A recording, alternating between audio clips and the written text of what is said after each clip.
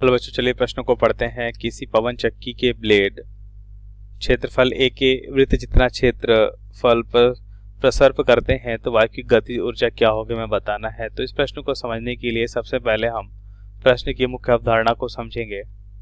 मुख्य अवधारणा, सबसे पहले हम क्या देखते हैं? सबसे पहले हम देखेंगे कि किसी भी पदार्थ का द्रव्यमान हम कैसे निकालते हैं या इसका सूत्र क्या होता है। किसी भी पदार्थ के द्रव्यमान को अगर हम m से लिखें तो इसका सूत्र होता है m बराबर हम लिख सकते हैं पदार्थ का घनत्व और पदार्थ का आयतन। तो भी यहाँ पे क्या है? पदार्थ का आयतन, पदार्थ का आयतन, और रो क्या है? पदार्थ का घनत्व। रो है यहाँ पे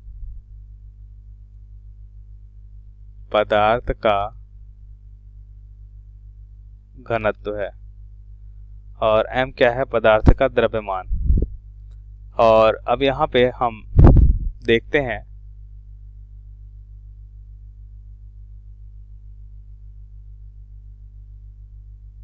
दूसरा, यहाँ पे हम देखते हैं हमें यहाँ पे निकालना है गतिज ऊर्जा क्या होती है। गतिज ऊर्जा, तो गतिज ऊर्जा को हम लिखते हैं E से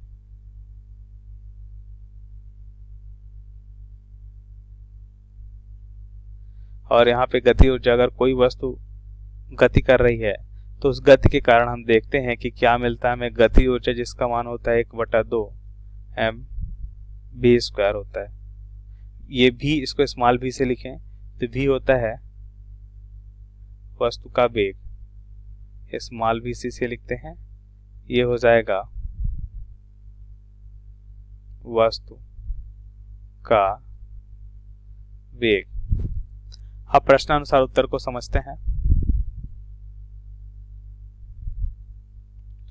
तो एक चित्र के माध्यम से हम समझेंगे कि अगर ये पवन चक्की की ब्लेड है, अब ये क्या कर रही है? अगर ये घूम रही है तो एक वृत्ताकार पथ बना रहा है। ये कैसा पथ बना रहा है? एक वृत्ताकार पथ बना रहा है जिसका क्षेत्रफल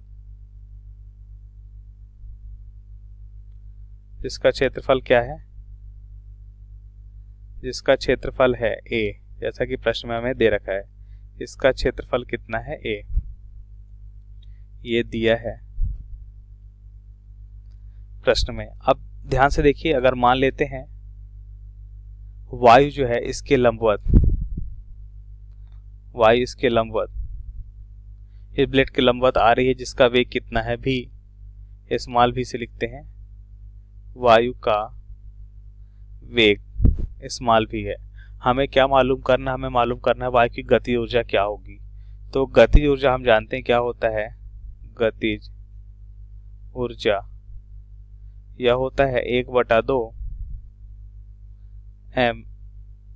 mv²। तो अब यहाँ पे द्रव्यमान कैसे निकालेंगे? भी तो वायु का वेग हमने मालूम कर लिया कि माना वायु का वेग भी है। अब द्रव्यमान क्या होगा? तो द्रव्यमान के लिए हम ऐसा करते हैं कि हम जानते हैं कि द्रव्यमान बराबर क्या होता है? क्षेत्रफल और आयतन का गुणनफल होता है। और हम जानते हैं, या घनत्व और आयतन का गुणनफल होता है। इसको करेक्ट करिए, जैसा कि मुख्य अवधारणा में हमने देखा कि द्रव्यमान क्या होता है? घनत्व और आयतन का गुणनफल होता है। तो मान लेते हैं वायु का घनत्व रो है और इसका आयतन कितना भी। अब आयतन कैसे निकालेंगे? तो आयतन हम देखते हैं कि हमें क्या मालूम है? हमें क्षेत्रफल मालूम है और वेग मालूम है। तो आयतन हम निकाल सकते हैं t समय में, या हम ऐसा लिखते हैं, हम यहाँ पे लिखेंगे कि t समय में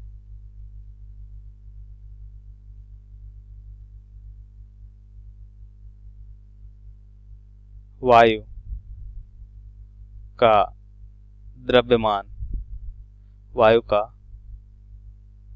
द्रव्यमान, तो ये हो जाएगा m/t, या एकांक समय में हम देखते हैं, एकांक समय में वायु का द्रव्यमान m/t बराबर हो जाएगा, यहाँ पे देखेंगे रो, और आयतन के लिए अब हम लिख सकते हैं एकांक समय का जो आयतन है वो क्या हो जाएगा, क्षेत्रफल और अब देखिए क्या होता है, क्षेत्रफल गुणा लंबाई आयतन होता है। तो क्षेत्रफल गुणा हम यहाँ पे का क्या देखते हैं, हमें वेग दे रखा है, तो वेग यहाँ पे क्या कहलाएगा, प्रति सेकंड। जो विस्थापन होता है, मान लेते जितनी भी दूरी तय कर रहा है प्रति सेकंड, अगर हम दूरी निकालें और क्षेत्रफल से गुणा कर दें तो आयतन हमें प्रति सेकंड मिल जाएगा।